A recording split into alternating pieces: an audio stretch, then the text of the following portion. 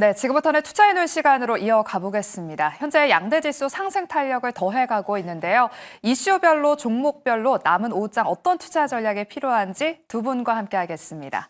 오늘은 업사이클 리서치의 유창희 본부장, 기업공시연구소 변영인 대표 두 분과 함께하도록 할게요. 어서 오세요. 네, 반갑습니다. 안녕하십니까? 네, 또 저희가 마지막 순서로는 탑픽주를 공개해드리고 있습니다.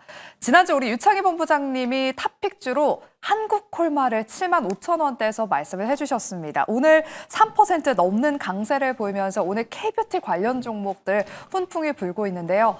본부장님, 네. 최근에 증권사에서 올해는 대형주를 봐야 된다고 하더라고요. 네. 한국콜마 하면 또 ODM의 대형주잖아요. 그쵸. 앞자리 8을 한번 기대해봐도 될까요? 저는 충분히 8 이상도 가능하다. 저는 10만 원도 가능하다고 보고 있거든요. 그러니까 특히 OEM, ODM 시장이 더 중요해질 수밖에 없는 구간입니다. 관세 이런 우려감들 때문이죠.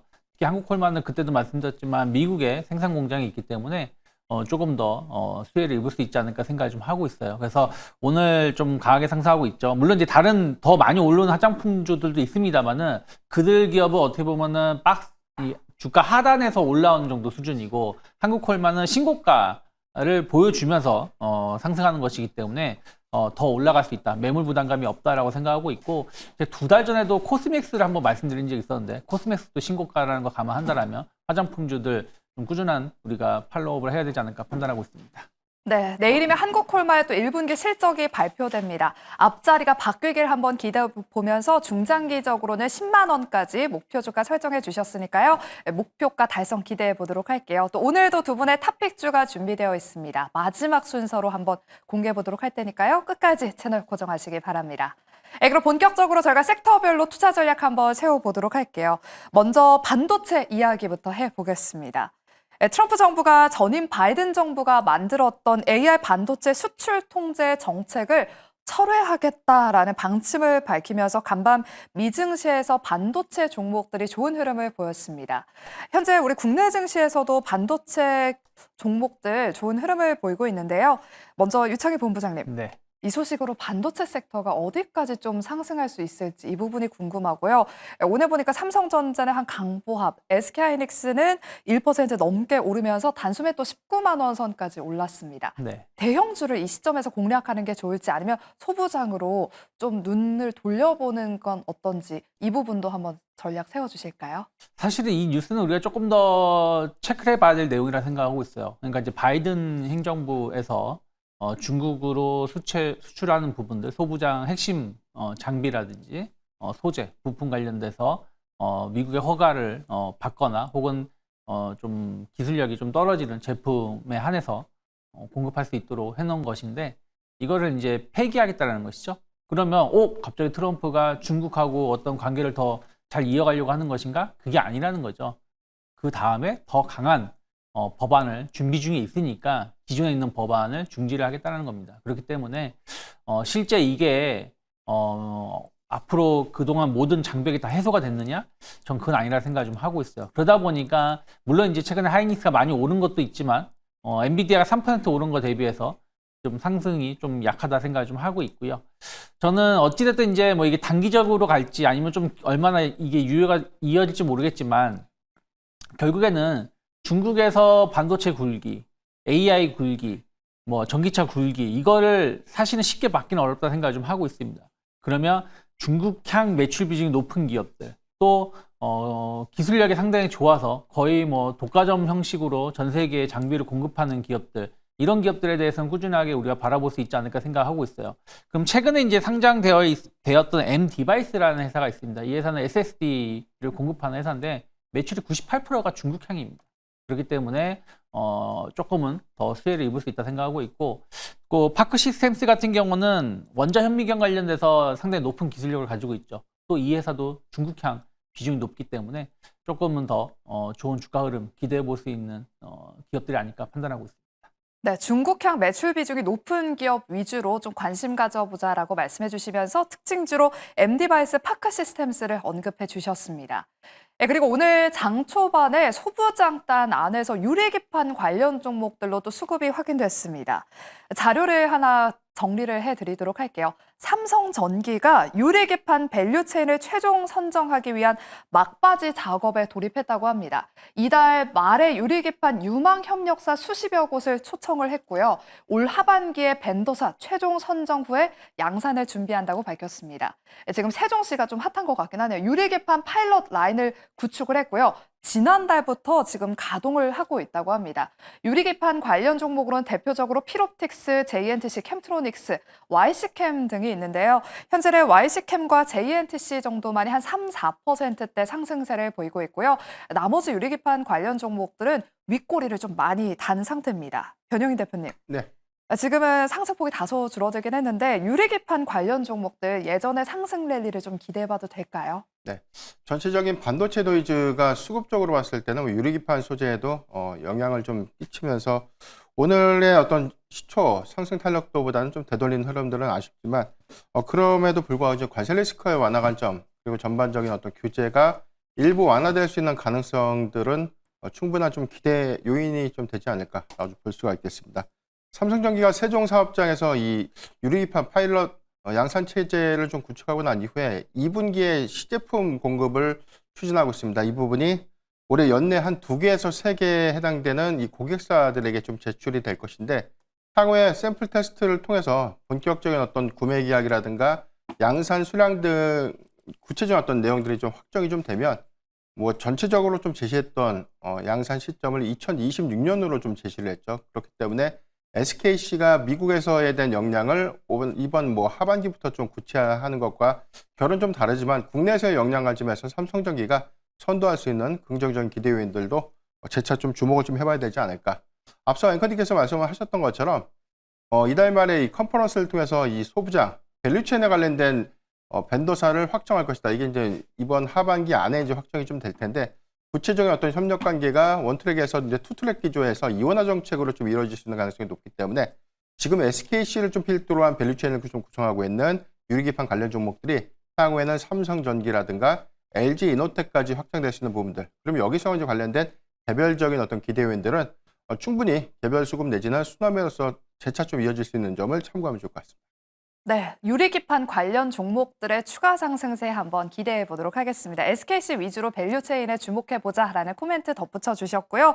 그리고 오늘 로봇주로도 일부 종목들로 수급이 확인되고 있습니다. 물론 오늘 나우 로보틱스라는 신규 상장주가 코스닥 시장에 데뷔한 것과 더불어서 최근 로봇 쪽으로도 좋은 뉴스가 들려오고 있는데요. 유창희 본부장님. 네. 에이스 현대가 조선소에 로봇을 투입한다는 소식이 있었습니다. 로봇주 지금처럼 다소 시장에서 관심을 받지 못할 때 좀 공략해보는 건 어떻게 보실까요? 로봇이 또 미래의 먹거리 사업 중 하나잖아요. 네. 사실은 이제 HD 현대에 대해서 이제 잘 모르시는 분들은 그냥 단순하게 HD 현대 그 그룹의 지주사로만 생각하시는 경우가 많이 있는데, 물론 이제 주력 지주사는 이제 조선사 업들이 있고요.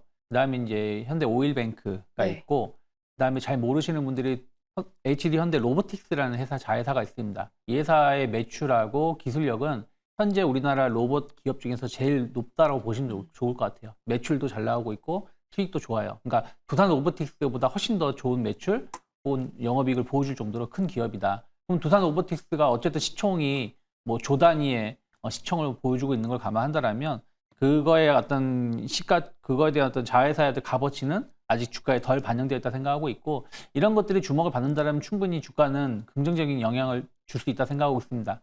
거기다가 이제 원래 조선사, 조선 업황이 상당히 좋죠. 그리고 실적도 좋게 나오고 있기 때문에 또 거기에 따른 어떤 실적이라든지 또 배당, 특히 HD 현대 같은 경우는 배당이라든지 이런 부분들이 상당히 높게 우리가 기대해 볼 수 있는 기업들인 걸 감안한다라면, 사실 최근 주가가 이렇게 빠질 것도 아니었는데 빠졌었고, 그 다음에 조선주들이 신고가를 감에도 불구하고 그게 오르지 못한 걸 감안한다라면 전 충분히 지난 뭐 연초 가격 한 85,000원, 88,000원 이상으로 올라갈 수 있다는 생각으로 조금 조정이 나온다고 하더라도 모아가신 전략 충분히 이루어질 수 있지 않을까 판단하고 있습니다. 네, 모아가는 전략 ST 현대 유효하다라고 짚어주셨습니다. 다음으로는 오늘 시장에서 핫한 K-뷰티 종목들 한번 진단해 보도록 할게요. 오전장에만 하더라도 APR이 한 20%대 상승세에 그쳐서 이게 좀 길게 이어지지는 않을 수도 있겠다라는 생각을 했는데 APR이 상한가 부근까지 지금 상승 탄력을 더해가고 있습니다. 현재 28% 넘는 급등세를 보이면서 98,000원 부근에서 움직이고 있는데요. 1분기 역대급 실적을 보여주면서 지금 이 APR의 훈풍이 화장품과 미용기기 전반으로 확산되고 있습니다. 변영희 대표님, 네. APR은 저희 투자해놓은 시간에서 정말 소개가 많이 됐었던 기업이에요. 많은 분들이 APR은 몰라도 그 김희선 배우가 광고하는 네. 이 메디큐브를 만드는 회사가 이 APR이거든요. 지금도 상승 여력이 더 남아있을지 아니면 지금 사도 좀 부담이 없을 만한 K-뷰티 종목이 있다면 어떤 게 있을지 좀 옥석 가려주실까요? 네. 대체적으로 좀 보면 이 실적이 오늘 입증을 좀 해줬죠. 다만 이제 이 계절적인 성수기 효과가 가장 컸던 4분기 실적을 뛰어넘는 1분기 사상 최대 매출과 영업이익을 좀 달성했다는 점에 대한 평가가 좀 달라진 점을 주목을 좀 해봐야 될 것 같은데, 일단 계절적인 성수기 요인을 뛰어넘는 1분기 매출에서는 오히려 2분기 그리고 3분기까지 이어질 수 있는 실적 성장의 기대 요인들이 재차 추가적인 또 실적 추정치를 좀 상향시킬 수 있지 않을까라고 볼 수가 있겠습니다. 특히 세부 데이터를 좀 확인해 보지 못했지만 수출 기조가 이번에도 가장 크게 이익 기여로 좀 이어지지 않을까라고 좀 전망되고 있는데, 이런 부분들은 K-뷰티 디바이스의 이 북미 시장에 관련된 이 확장성, 이 부분은 뭐 유럽과 중남미 시장까지에 대한 확장성들을 재차 좀 고려해 본다면 이게 사실 뭐 대용량, 그다음에 이게 피부 미용 시술 같은 어떤 피부과에 어떤 입점되는 의료기기와 좀 다르게 가정용 그리고 홈케어가 좀 가능하다는 그런 이점들 좀 갖고 있기 때문에 확장성 관점에서에 대한 성장 여력들은 재차 좀 유효하지 않을까라고 볼 수가 있겠습니다. 저도 사실 APR에 대한 이 실적 추정치가 이번에 이렇게까지 좀 더 상향될지는 몰랐는데, 이 부분이 어찌됐든 확인됐던 부분들은 2분기 관련된 실적 기대 요인들이 나와 있기 때문에 저는 뭐 추가적인 상승 여력 관점에서 재차 좀 주목을 해봐야 된다라고 좀 말씀을 드리겠고요. 다만 지금 사도 저는 접근해도 좀 부담 없는 종목이라면은 저는 파마리서치를 좀 강조드리고 싶은데, 일단 의료기기 관련된 어떤 디바이스에 관련된 성장성도 굉장히 좀 중요하지만 시술용 의료기기 관련된 이 유입량들, 특히나 파마리서치의 경우에는 내수 시장의 성장률이 지체되지 않고 계속해서 재차 성장하고 있는 기조들, 특히나 출시된 지 11년이 된 그런 해임에도 불구하고 내수 시장에서에 대한 이 확장성들이 좀 이어지고 있는데, 이 부분은 사실 뭐 인바운드 수요가 급증함에 따라서 이 외국인들이 많이 받고 가는 시술 중에 하나가 리쥬란이죠. 이 부분에 대한 어떤 연결 성과들은 재차 좀 실적의 어떤 이익 기여로 이어질 수 있는 점, 그리고 2분기부터 유럽 시장의 진출이 본격화되는 그런 부분들은 하반기에 실적의 추정치를 더욱더 상향시킬 수 있다는 그런 가능성들을 염두에 봤을 때 해외 수주 성과들은 분명 파마리서치의 추가적인 업사이드로 좀 적용하지 않을까라고 보여드리겠습니다. 네, 우리 변영희 대표님은 넥스트 APR로 파마 리서치를 짚어주셨는데요. 이어서 그럼 우리 유창희 본부장님한테 한번 여쭤보도록 할게요. 네. APR이 가니까 화장품도 같이 움직이고 있어요. 네. 화장품주 안에서는 좀 공략할 수 있을 만한 부담 없을 만한 종목 좀 있을까요? 뭐 저는 아까 말씀드린 종목군도 나쁘지 않다 생각을 좀 하고 있고요. 또 화장품주들이 지금은 이제 딱 우리가 실적이라든지 그리고 매물이 좀 없는 쪽에 대해서 좀 관심을 있게 좀 보신다라면은 예를 들어서 뭐 토니모리 같은 거, 토니모리 같은 경우는 약간 이제 중저가 제품으로 해가지고 상당히 주목을 받았었죠. 근데 최근 2달 동안 보시면 한 9,000원 중심으로 해서 작은 박스권의 흐름을 보여주면서 움직이다가 오늘 약간 고점을 돌파시키려고 하고 있는 모습을 보여주고 있다는 것이죠. 그럼 이런 기업들은 손절가를 좀 짧게 놓고 접근해 볼 수도 있다 생각을 좀 하고 있고요.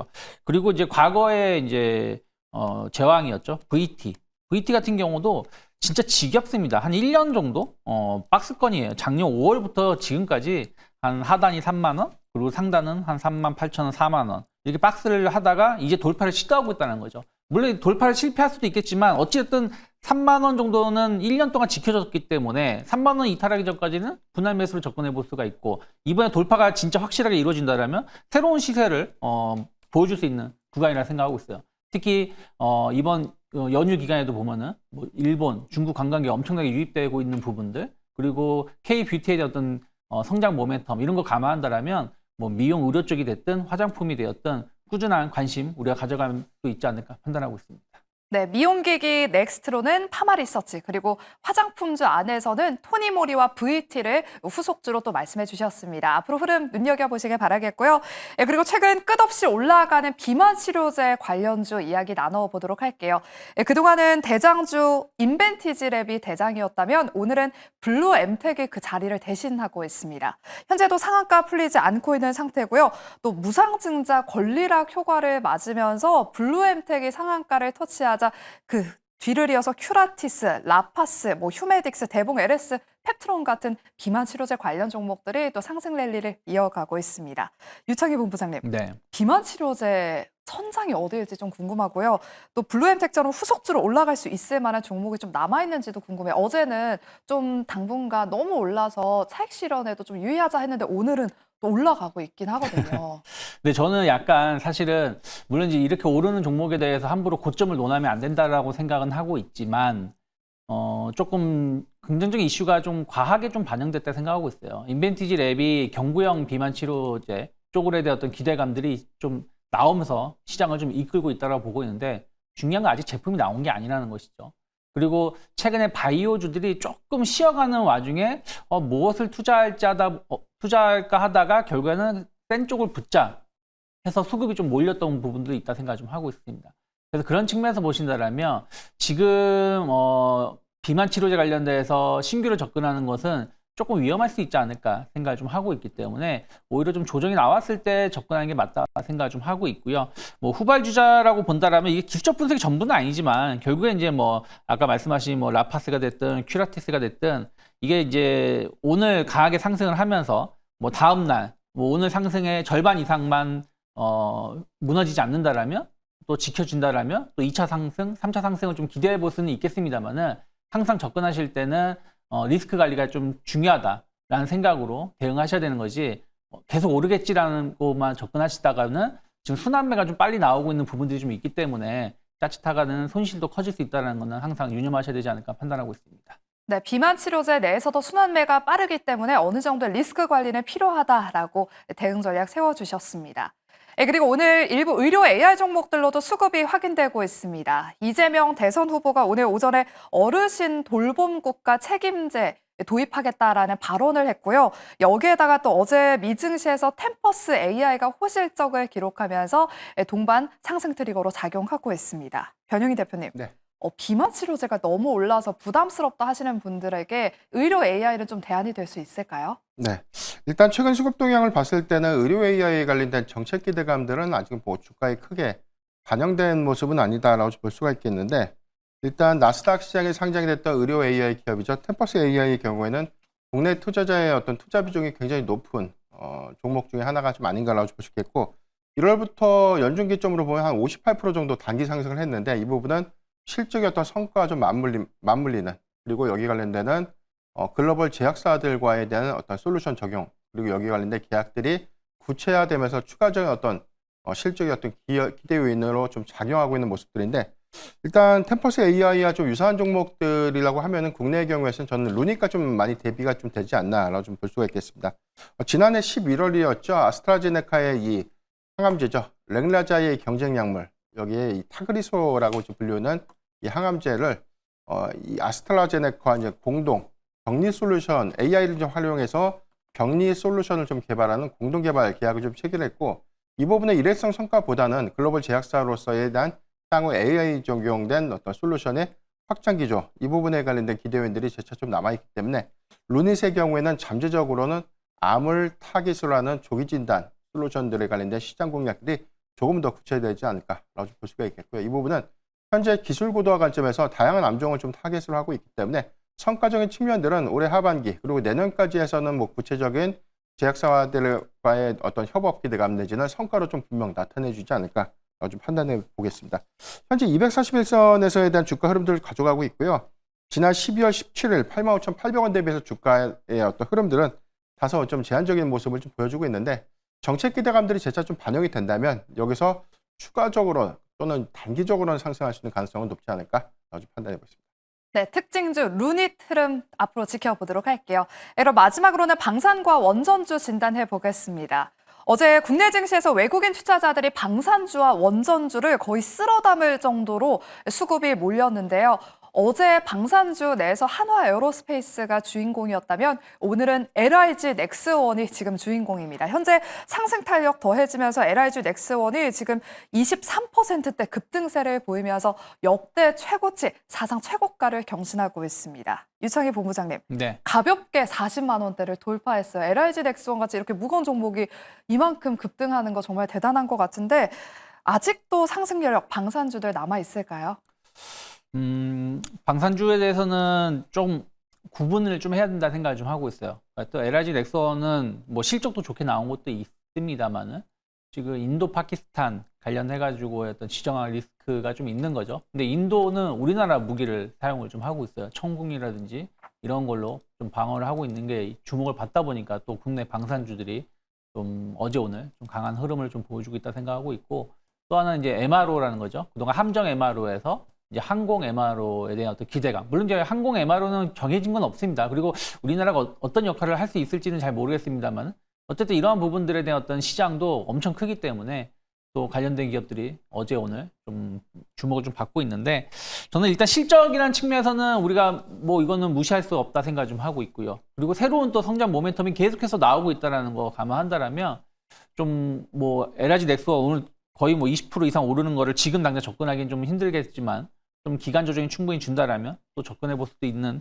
기업이 될 수 있다 생각 좀 하고 있고, 오히려 이제 항공 MRO 시장에 대한 어떤 관심도가 조금 더 높아질 수 있다라면 정말 이건 새로운 시장 아니겠습니까? 그러면 뭐 전 하나 시스템이라든지 그리고 뭐 한국항공우주 같은 기업들은 꾸준히 관심 가져볼 수 있다 판단하고 있습니다. 네, 그럼 마지막으로 저희가 원전주에 대한 전망을 여쭤보도록 할 텐데 오늘 우리 변형희 대표님의 탑픽주가 이 원전 안에 있어서 그냥 바로 묶어서 한번 여쭤보도록 할게요. 체코 전력공사가 한수원의 신규 원전 수주 계약을 사전 승인하면서 관련주에 대한 기대감이 커지고 있습니다. 원전주 앞으로 전망 어떻게 보시는지 궁금하고요. 또 우리가 공략할 만한 원전주도 같이 소개해 주시죠. 네. 우선 체코 원전의 본계약 체결이 뭐 하루 전에 어떤 이 가처분이 좀 인용되면서 좀 재차 지연됐던 부분들. 다만 이게 어제 시초에 어떤 단기적인 노이즈로 좀 작용하면서 시초 급락에 좀 배경을 좀 작용했는데, 어제 장 후반에 대다수의 어떤 이 낙폭을 다 만회를 했었고요. 일부는 상승 전환을 했다는 점. 아직까지 수급적으로 좀 견조한 기대 요인들이 남아있지 않을까라고 좀 볼 수가 있겠습니다. 글로벌 원전 기준을 보면 체코 원전의 수주 불확실성들은 다소 좀 제한적이다라고 볼 수 있겠고, 여기 대해서 미국도 내년부터 SMR 프로젝트가 좀 본격화되는 그런 부분들은 국내 기업들에 대한 원전을 모듈이라든가 주요 부품들에 관련된 공급량들이 증가될 수 있는 요인들이기 때문에 해외 수주 성과를 좀 기대해 볼 수 있겠고, 여기 대해서 뭐 11차 전기본에 관련된 계획 수립들은 차기 정부에서에 관련된 정책 기대감과 좀 맞물리면서 기존의 탈원전 정책에서 친원전 정책으로 회귀될 수 있는 그런 기대감들은 재차 수급을 좀 이끌지 않을까라고 볼 수가 있겠습니다. 이런 관점에서 보면 전 두산 에너빌리티를 탑픽으로 좀 제시를 해드리겠는데요.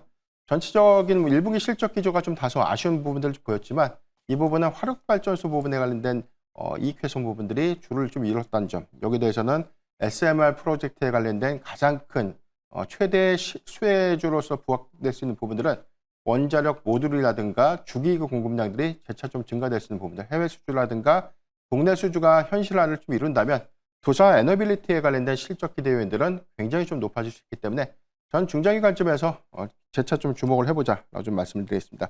저는 단기적인 목표가를 좀 말씀을 좀 드리겠는데, 지금 단기적인 목표가로 좀 제시를 해드리면은 지금 27,000 제가 주가를 체크를 아직 못했는데 죄송합니다. 화면에 현재 목표가가 29,500원으로 나가고 있어요. 맞을까요? 네, 29,500원이고요. 손절가는 28,000원대를 좀 제시해도록. 네, 우리 오늘 변형희 대표님의 탑픽주는 두산 에너빌리티입니다. SMR이라는 모멘텀을 안고 중장기적으로 3만 원 부근까지 올라가길 한번 기대해 보도록 할게요. 이어서 우리 유창희 본부장님의 탑픽주도 바로 공개해 보겠습니다. 어떤 섹터, 어떤 종목이에요? 네, 잭시미스고요. 약간 이제 중국 소비주라고 불릴 수 있습니다. 스포츠웨어 관련돼서 성장 모멘텀 꾸준히 가져갈 수 있다라고 보고 있습니다. 그래서 뭐 이 회사가 이제 룰루레몬을 대체할 수 있는 기술력도 가지고 있고, 어쨌든 이제 룰루레몬은 이제 비싼 제품이고 약간 중저가 제품 시장에서 선전을 해야 되는데 중국의 관세 규제를 더 강하게 혹은 뭐 조금 약해진다고 해도 지금 관세라면 충분히 가격 경쟁력이 있을 수 있다는 것이죠. 그래서 그런 측면에서 봤을 때 뚜렷하게 매출 성장 기대해 볼 수 있다 생각하고 있고, 또 하나는 작년부터 이제 일본, 중국에 진출을 하고 있는데 특히 중국 시장에 공격적으로 매장이 좀 늘어가고 있습니다. 그래서 그런 측면에서 보신다면 충분히 오늘 의미 있는 상승이 나왔다는 걸 감안했을 때 저는 한 8,000원 정도까지는 목표가 열어놓을 수 있지 않을까 생각을 좀 하고 있고요. 6,300원만 크게 이탈하지 않는다면 조금 조정이 나온다고 하더라도 분할 매수로 접근해 볼 수 있다 판단하고 있습니다. 네, 오늘의 탑픽주는 잭시믹스와 두산 에너빌리티였습니다. 남은 오후장 눈여겨보시길 바라면서 저희는 내일 이 시간에 돌아오도록 할게요. 함께해 주신 여러분 고맙습니다.